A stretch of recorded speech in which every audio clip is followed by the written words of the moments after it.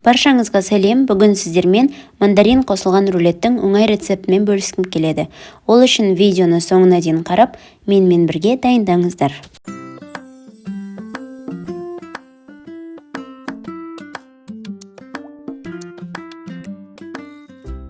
Ол үшін бізге печенье қажет. Ол печеньені біз блендермен үгітіп аламыз. Печеньемізді үгітіп дайындап алған соң, оның үстіне какао қосып, екеуін араластырамыз.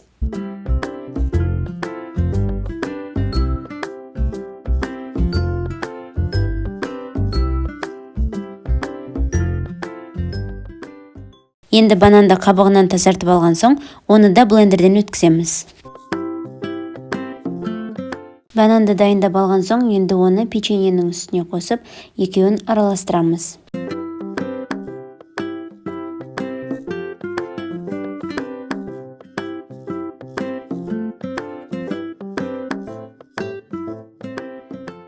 Банан мен печеньені араластырып дайындап алған соң, енді салмасын дайындаймыз. Ол үшін творожный сырға мед, яғни балды қосып, екеуін араластырып дайындап қоямыз.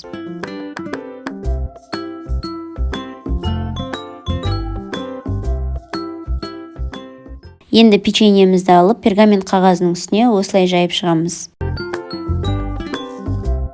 Барлық печеньені жайып болған соң, оны тоңазытқышқа 30 минутқа дәл осы күйінде салып қоямыз.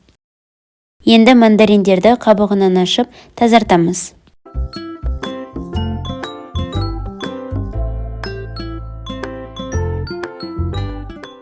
Мандариндерді дайындап алған соң, тоңазытқыштағы печеньені алып, оның үстіне творожный сырды бірдей етіп жағып шығамыз.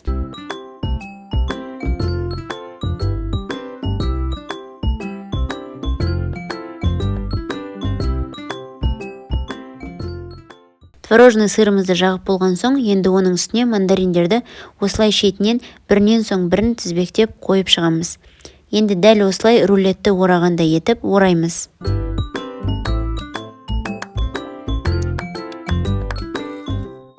Дәл осылай оралған күйінде тоңазытқышқа 1-2 сағатқа салып қойыңыздар. Өз қалауларыңызша бетін әрлеуге болады. Міне бізде осындай ерекше рулет болды. Ортасында мандарины осындай түсін ашып тұр. Дастарханға ұсынуға дайын. Міндетті түрде осы рецептпен дайындап, ауыз тиіңіздер. Өте оңай, әрі дәмді, ерекше, өзгеше рулет болады. Егер сіздерге видео ұнаса, каналға жазылып, лайк басуды ұмытпаңыздар. Барлықтарыңызға ас болсын.